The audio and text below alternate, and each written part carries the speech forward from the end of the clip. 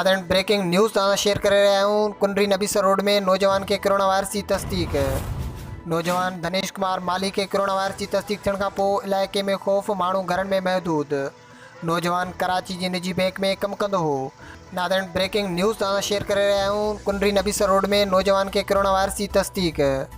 नौजवान धनेश कुमार मालही के corona virus की तस्दीक थियण खां पोइ इलाइक़े में ख़ौफ़, माण्हू घरनि में महदूद।